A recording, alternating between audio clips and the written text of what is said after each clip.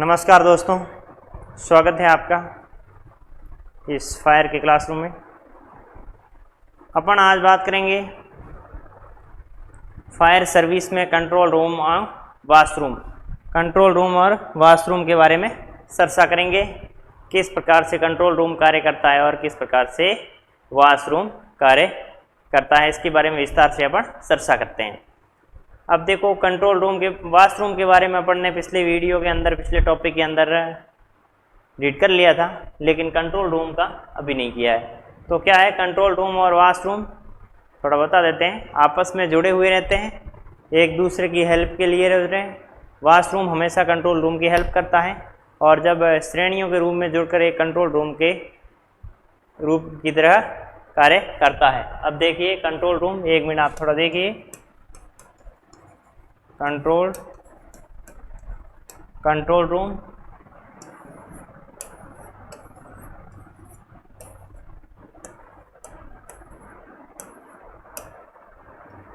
ये हो गए वाशरूम। ठीक है, वाशरूम चित्र के माध्यम से आपको समझ में आ गया होगा कि जो वाशरूम होते हैं, ये वाशरूम, ये वाशरूम, ये वाशरूम और ये वाशरूम और ये सब जुड़े हुए रहते हैं। किससे?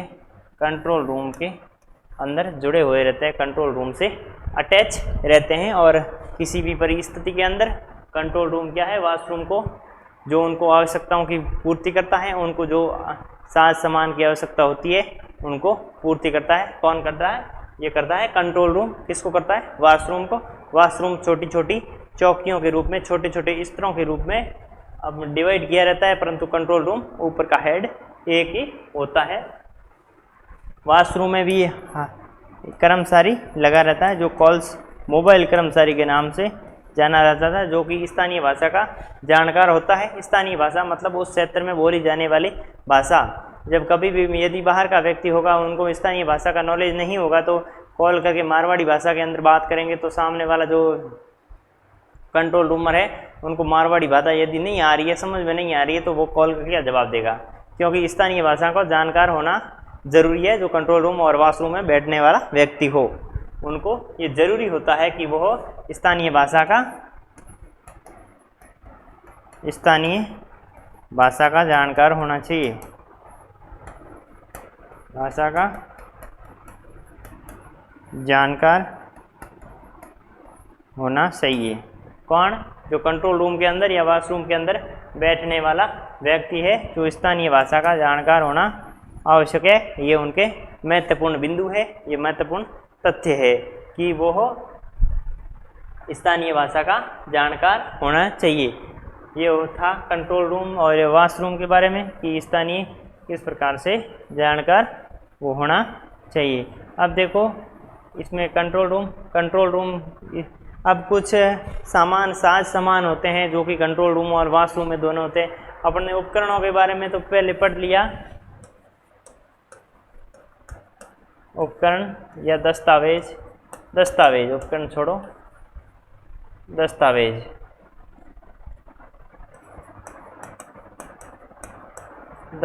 में रजिस्टर हो गए, अलग अलग प्रकार के रजिस्टर, एरिया हो गए, रिकॉर्ड बुक हो गया, पूर्व उपस्थिति रजिस्टर हो गया, लॉग बुक हो गया, और रोजाना मंच कार्यक्रम की जो लॉग बुक होती है वो हो गए। तो उनके अनुसार उपकरणों की तो अपन ने पिछली वीडियो में बात कर ली। दस्तावेज क्या क्या दस्तावेज होते हैं।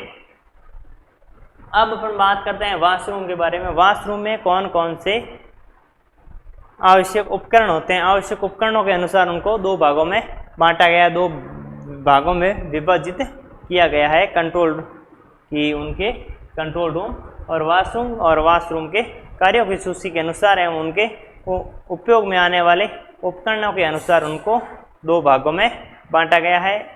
उसमें दो भाग, पहला है आवश्यक उपकरण,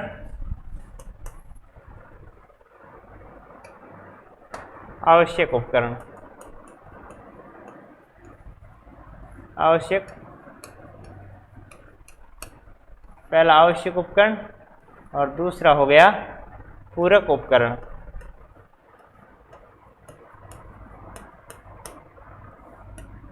आवश्यक उपकरण और दूसरा हो गया पूरक उपकरण। ये दोनों उपकरण अति आवश्यक है उस कॉल देने के दौरान और उस वॉशरूम के अंदर रखने के लिए अति आवश्यक होता है ये वॉशरूम में होने के लिए।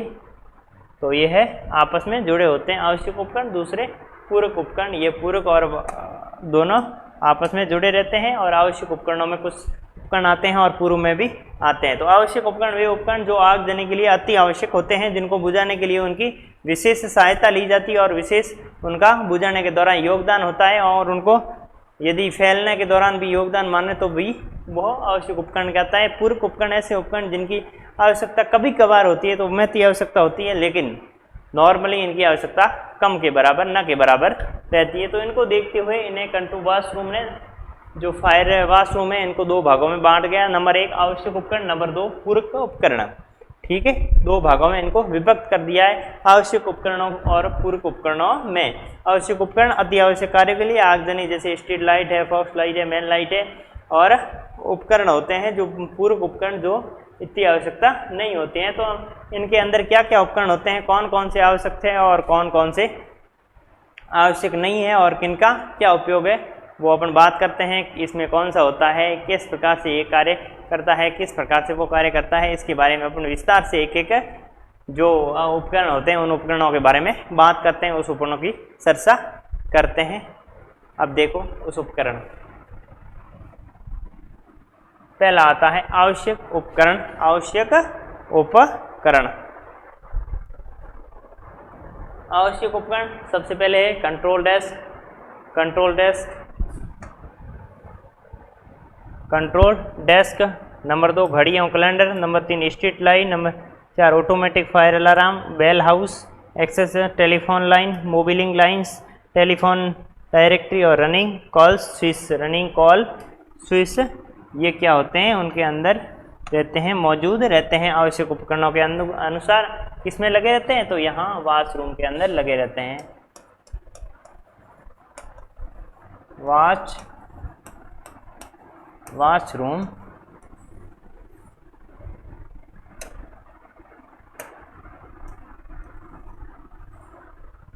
वॉशरूम में ये उपकरण होते हैं, वॉशरूम में आम आते हैं, उपकरणों के द्वारा काम में लिया जा सकता है। अब देखो कंट्रोल डेस्क क्या होती है, कंट्रोल डेस्क में किस प्रकार से कार्य होते हैं उसके बारे में अपन देखते हैं। कंट्रोल डेस्क, कंट्रोल डेस्क ठीक है। अब ये हो गया आपका वॉशरूम, ठीक है, वॉशरूम हो गया। तो वॉशरूम में क्या है, किसी भी स्तर पर एक टेबल लगा के वहाँ कार्य किया जाता है। देखिए ये आपकी टेबल हो गई जहाँ से ये ऑपरेटर बैठता है। कंट्रोल डेस्क एक ऐसी डेस्क होती है जिसके ऊपर कॉल्स को अटेंड करने एवं उनके रजिस्टर को मेंटेन करने एवं जो कॉल्स आ रही है उनके जो मोबाइल से वगैरह लगे रहते हैं, वो इस प्रकार की डेस्क को जो उपकरणों के अंदर वॉशरूम के अंदर लगी रहती है, वॉशरूम के अंदर वहाँ फिट रहती है, जो कि कंट्रोल डेस्क होती है, आवश्यक उपकरणों की अंदर आती है कंट्रोल डेस्क, जो कि इस प्रकार से ये है, इसका वॉशरूम है, वॉशरूम का ये मेन गेट है और वॉशरूम की यह है कंट्रोल डेस्क टेबल हो गई। इस टेबल पे बैठ के व्यक्ति कार्य की आही जाही कर सकता है, यहाँ से बात वगैरह कर सकता है, इस टेबल के ऊपर अपना कार्य करता है, अस्तित्व लाता है कैलेंडर की कंट्रोल में, क्योंकि कौन सी कॉल आ गई, स्पेशल कॉल है, फायर कॉल है, फायर कॉल को कहाँ ट्रांसफ़र करती है, स्पेशल कॉल को कहाँ ट्रांसफ़र करती है, उनके फायर कॉल के लिए अलग गाड़ी है, अलग व्यक्तियों को तैनात कर रखता है और स्पेशल कॉल्स को अलग व्यक्तियों को तैनात कर रहा है। उसी के अनुसार इसमें सेट किया रहता है कि व्यक्ति कौन आ रहा है, कौन जा रहा है, उनको देखते हुए इनको स्ट्रीट और कंट्रोल डेस्क के द्वारा यहाँ से कंट्रोल कर सकता है। दूसरा आता है घड़ी एवं कैलेंडर, ये लिखने में मिटा रहा हूँ। दूसरा है घड़ी एवं कैलेंडर, घड़ी एवं कैलेंडर, घड़ी वो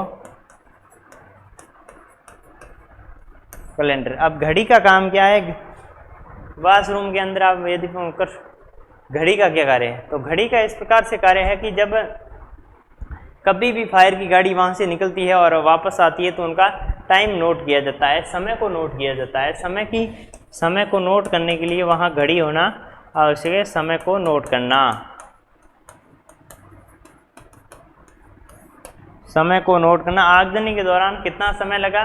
fire tender FT, fire tender FT1, FT2, FT3 कितने समय गया, किस लोकेशन पे गया, तो उसमें घड़ी में क्या है वो अपना समय देख सकते हैं कि इतने बजे शिफ्ट चेंज हो रही है, मानो A शिफ्ट से B शिफ्ट में आ रहे हैं, B से C में आ रहे हैं, तो व्यक्ति वो भी उसके लिए एवं जो फायर मुख्य रूप से जब फायर की गाड़ी टर्न आउट होती है, टर्न इन होती है, तो उनके दौरान इनमें घड़ी की महत्व की आवश्यकता पड़ती है।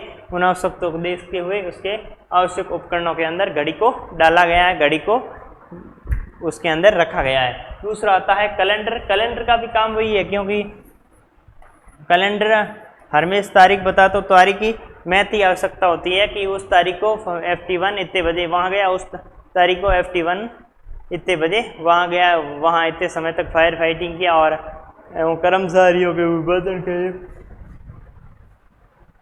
इनका उपयोग रहता है। कर्मचारी उस समय ये आएगा, उस समय कर्मचारी ये आएगा, और उस कर्मचारी की ड्यूटी उस समय ये रहेगी और उसकी ये रहेगी। यह ऑटोमेटिक फायर अलार्म। तो इसे कैलेंडर एवं घड़ी में विभाजित किया गया, इसी वजह से ये कैलेंडर एवं घड़ी उसके अंदर रहती है, फायर वॉशरूम के अंदर रहती है। दूसरी आती है street fire alarm.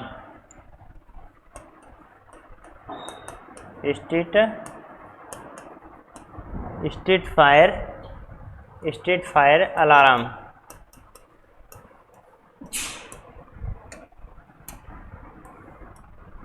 Street fire alarm. Street fire alarm क्या होता है कि जो कंट्रोल रूम होता है उनके अंदर अपनी किसी विशेष कार्य के लिए उनको अलार्म के माध्यम से स्टार्ट कर दिया जाता है। जैसे कि अपने alarm, street alarm room number 1 है, तो रूम नंबर 2 के अंदर जो स्टाफ वगैरह बैठे हैं, फायर व्यक्ति बैठे हैं, तो उनको सूचित करने के लिए कि control room, main control room के अंदर कॉल्स आया है, फायर कॉल्स आया है या स्पेशल कॉल आया है, उस कॉल्स को यदि अपन अलार्म के माध्यम से यदि बजाते हैं तो व्यक्ति जल्द से जल्द अपनी फायर टेंडर के पास में एवं जो कार्य हुआ है, उस जो कॉल्स आई है दुर्घटना से संबंधित हो चाहे फायर से संबंधित हो, उस कॉल्स के लिए तैयार रहता है। तो इस प्रकार से जो अलार्म बजे जाते हैं, इस प्रकार से फायर स्टेशन के ऊपर अलार्म लगाए जाते हैं, वो अलार्म स्ट्रीट अलार्म के अंदर आते हैं, स्ट्रीट अलार्म के श्रेणी के माने जाते हैं। चाहे घंटी भी क्यों नहीं, वो भी स्ट्रीट फायर अलार्म की श्रेणीगत आते हैं। उसके बाद में ऑटोमेटिक फायर अलार्म। यह ऑटोमेटिक फायर अलार्म अधिकतम क्या होता है कि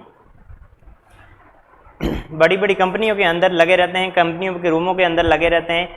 मानो कि कोई भी प्राइमरी सेकेंडरी अपने एक बात करते हैं एक रूम की, जैसे कि यह कोई भी जहाँ पर कोयले की पिसाई हो रही है, चाहे ऑयल निकल रहा है या पेट्रोल निकल रहा है, उसमें सफाई हो रही है, तो इस प्रकार से यह 2-3 बिल्डिंग मान लो, ठीक है, जो भी हो, तो ये बिल्डिंग फर्स्ट हो गई, ये सेकंड हो गई और ये थर्ड बिल्डिंग हो गई, 3 बिल्डिंग हो गई। तो उसके अंदर ऑटोमेटिक फायर अलार्म लगा है। ये कंट्रोल रूम है,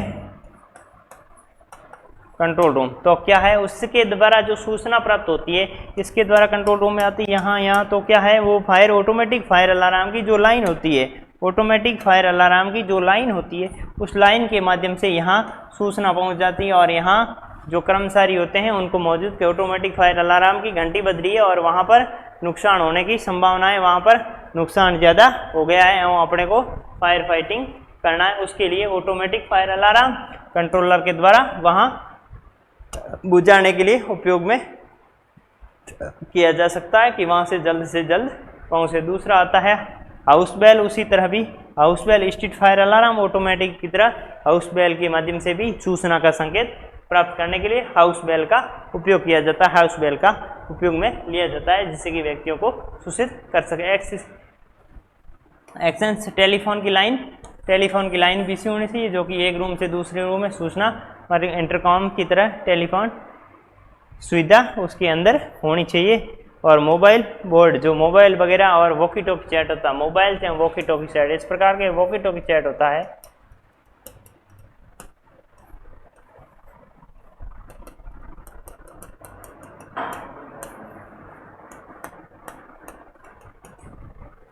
इस प्रकार से जो वॉकी टॉकी सेट होता है, वॉकी टॉकी को उनको वॉकी टॉकी सेट को चार्ज करने के लिए एवं मोबाइल के स्टाफ के कर्मचारियों के मोबाइल्स वगैरह चार्ज करने के लिए उसके अंदर मोबाइल लाइटिंग बोर्ड्स लगाया जाता है कि इसमें वॉशरूम के अंदर अति आवश्यक ये उपकरण होते हैं।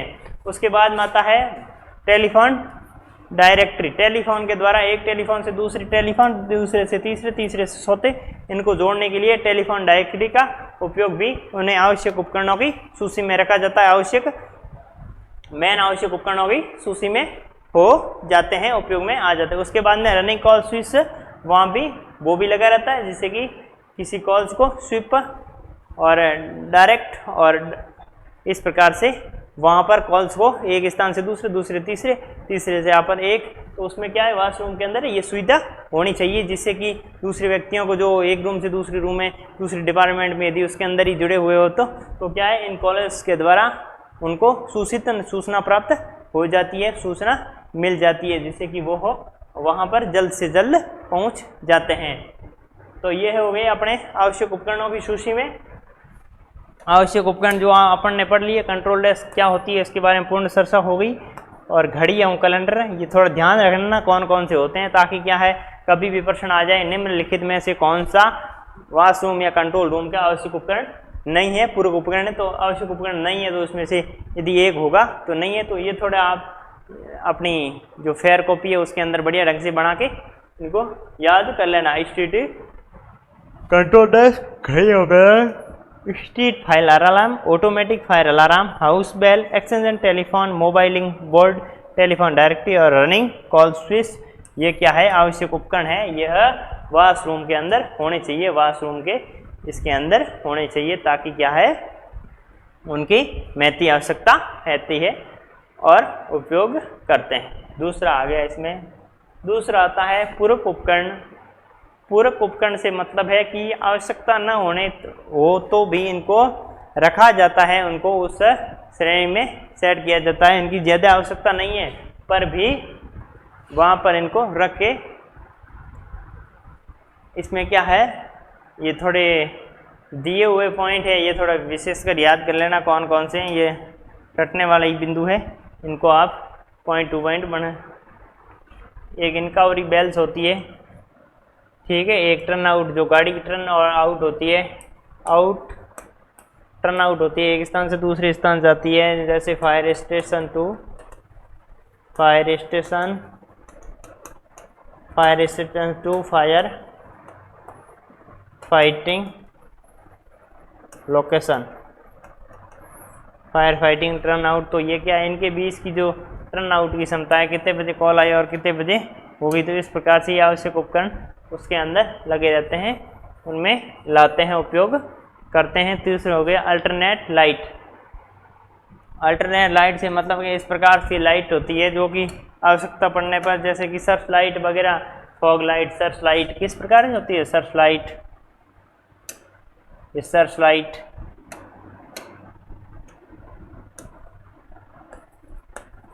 Search light, fog light,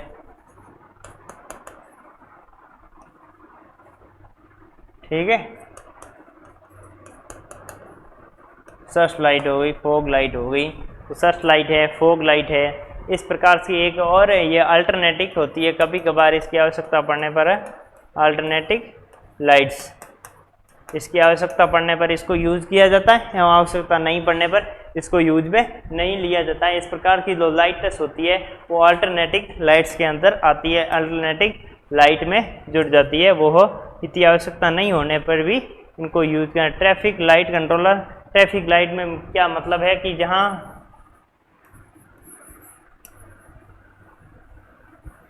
traffic light से मतलब है ट्रैफिक लाइट। ट्रैफिक लाइट से मतलब है कि जो आगजनी हो गई तो उससे आगे ट्रैफिकों को यदि अपने को रोकना है, वहाँ ट्रैफिक को आगे नहीं जाना है, जाने देना है कि वहाँ पर आगे इतनी मात्रा में रिस्क हो गई है, इतनी भयंकर रिस्क हो गई है, आप वहाँ नहीं पहुँच सकते, तो इनको देखते हुए ये पूरक ट्रैफिक लाइटिंग की व्यवस्था की जाती है। ट्रैफिक लाइट को उपयोग में किया जाता है जिससे कि वहाँ पर आगे गाड़ियों को रोका नहीं स्टार्टर, एक स्टार्टर होता है जो कि उनके लगा रहता है, उनकी आवश्यकता पड़ने पर उसको अलायंस रूम होता है। प्राइवेट टेलीफोन होता है, जो प्राइवेट के टेलीफोन्स होते हैं उनको भी इसके अंदर वॉशरूम में उपकरण लगे रहते हैं, जिससे कि नॉर्मली प्राइवेट टेलीफोन्स व्यक्तियों के हैं उनके, तो उनमें भी यह आते हैं। फायर के जो सिग्नल होते हैं, ठीक है, वो भी उस प्रकार के उपकरण भी, सिग्नल बताने वाले उपकरण भी पूर्व उपकरण के अंदर वॉशरूम के अंदर लगे रहते हैं। एक्सप्लेनेशन और वायर लैब, तो इस प्रकार से ये जो आवश्यक उपकरण है वे होने चाहिए एवं इन पूरक उपकरणों के माध्यम से, इन पूरक उपकरणों की सहायता से आग को बुझाया जा सकता है एवं वॉशरूम के अंदर स्थापित होता है। तो क्या है, वहाँ पर आगजनी से पहले इन प्रकार के उपकरणों को यूज करते हैं, तो क्या है, आग भड़कने की संभावना कम रहती है एवं यदि उपकरणों के द्वारा कमी नहीं रहेगी तो क्या है, वहाँ पर उपयोग में भी ज़्यादा होती है। अब देखो कंट्रोल रूम क्या होता है और कंट्रोल रूम के आवश्यक गुण और सामान्य आवश्यकता किस प्रकार की होती है। कंट्रोल रूम इसके अंदर आप थोड़ा नोट करो पहले।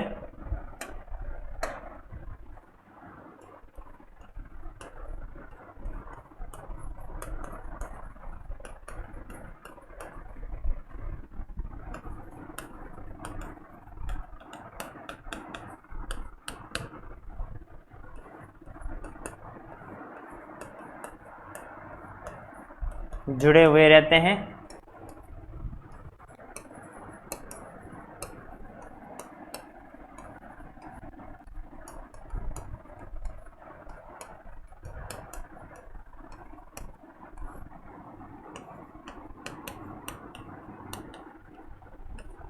वॉशरूम की सभी आवश्यक दस्तावेज वो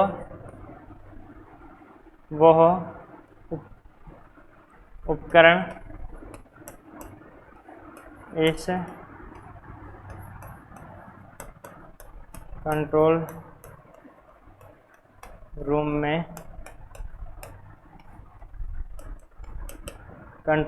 रूम में होते हैं। वॉशरूम की सभी आवश्यक दस्तावेज इस कंट्रोल रूम में होते हैं। जिस प्रकार से वॉशरूम के डॉक्यूमेंट किस प्रकार से होते हैं,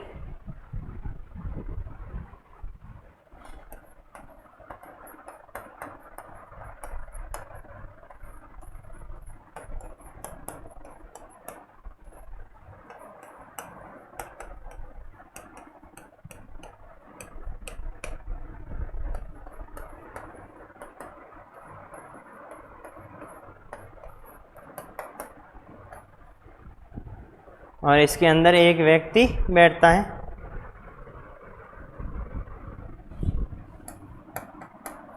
इनमें एक व्यक्ति बैठता है जो पूर्ण शिक्षित व स्थानीय भाषा का जानकार होता है। स्थानीय भाषा का जानकार, जो स्थानीय भाषा का जानकार होना चाहिए। और गाड़ी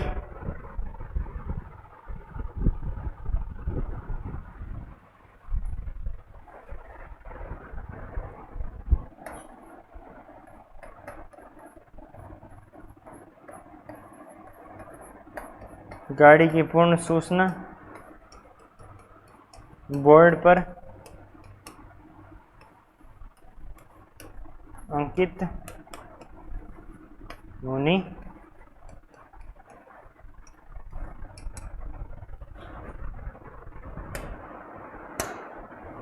ये हो गया। अब अपन देखो कंट्रोल रूम के बारे में।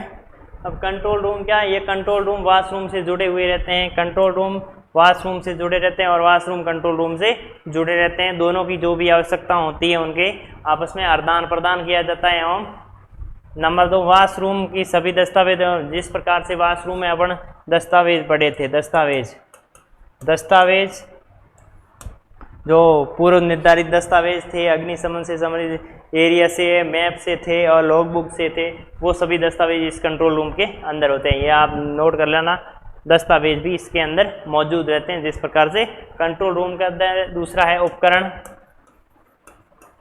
जो अपन ने अभी देखा था। उपकरण एक आवश्यक उपकरण और पूरक उपकरण। आवश्यक उपकरण और पूरक उपकरण वाशरूम की भांति इस कंट्रोल रूम के अंदर भी मौजूद रहते हैं, इस कंट्रोल रूम के अंदर भी रहते हैं और जिनको उपयोग करते हैं अपन। तो देखो कंट्रोल रूम के अंदर सभी कंट्रोल रूम वाशरूम से जुड़े रहते हैं। नंबर 2, कंट्रोल रूम की सभी आवश्यक दस्तावेज उपकरण कंट्रोल रूम में होते हैं। जिस प्रकार से वाशरूम में होते हैं दस्तावेज और उपकरण, उसी तरह कंट्रोल रूम में भी कंट्रोल रूम में भी दस्तावेज एवं उपकरण मौजूद होते हैं जो फायर फाइटिंग के उपयोगी होते हैं। तीसरी, अग्निशमन तत्परता कंट्रोल रूम पर निर्भर करती है। कंट्रोल रूम अग्निशमन कितना जल्दी से जल्दी पहुंचता है, कितना समय में फायर फाइटिंग करता है और वहां बैठने वाला व्यक्ति किस प्रकार से उनको हैंडल करता है, वो आग बुझाने के लिए अति महत्वपूर्ण होता है, महत्वपूर्ण बिंदु होता है। उसके बाद आता है इनमें व्यक्ति बैठा है वो पूर्ण शिक्षित होना चाहिए, पूर्ण रूप से शिक्षित होना चाहिए, जो कि जानकार, भाषा का भी जानकार होना चाहिए, स्थानीय भाषा का जानकार होना चाहिए। वो लोगों की बोलने से ज़्यादा आगे शिक्षित का होने का मतलब है बोलने से ज़्यादा, यदि सामने वाला उस हड़बड़ाहट के समय कैसे बोलेगा भी अपने को पता है, तो उनकी भावना को समझने वाला वो शिक्षित व्यक्ति होना चाहिए। उनको जिस व्यक्ति बात कर रहा है उसके अंदर भावना क्या है, किस भावना से वो बात कर रहा है, कौन सी आग लगी, तो उनका वे होना, वो कंट्रोल रूम के होना, उसके अंदर होना व्यक्ति अति आवश्यक है, जो स्थानीय भाषाओं का भी जानकार हो, स्थानीय भाषा की योग्यता रखता हो, ताकि क्या है वहाँ पर स्थानीय भाषा की यदि रखता हो तो अपन उनको आसानी से समझ सकते हैं और जहाँ कॉल्स आते हैं उनको आसानी से समझा जा सकता है, जो बाहर के कॉल्स होते हैं। गाड़ी की पूर्ण सूचना बोर्ड पर अंकित हो। जो गाड़ी के द्वारा पूर्ण सूचना की गाड़ी, वहाँ पर FT1 गया है, वहाँ पर FT2 गया है, वहाँ पर FT3 गया है और वहाँ FT4 गया है। तो कंट्रोल रूम के अंदर ये दस्तावेज आवश्यक होने चाहिए, ये उपकरण आवश्यक होने चाहिए, जिससे कि कंट्रोल रूम को हैंडल करने आवश्यक होता है, महत्वपूर्ण उपकरण है। उसके बाद में अपन बात कर रहे हैं कंट्रोल रूम में बैठने वाले व्यक्ति के गुण। ये सबसे महत्वपूर्ण पॉइंट है। कंट्रोल रूम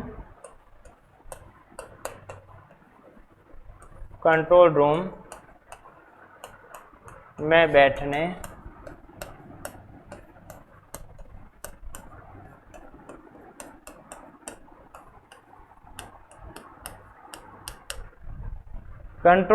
बैठने वाले व्यक्ति के गुण। कंट्रोल रूम में जो व्यक्ति बैठता है उनके क्या क्या गुण होने चाहिए, ये टॉपिक बहुत ही बढ़िया टॉपिक है। कौन कौन से गुण उसके अंदर डेवलप होना चाहिए और कौन किस व्यक्ति बात करने, वो सभी इसके अंदर अपन बात करेंगे अगले वीडियो। तब तक के लिए नमस्कार।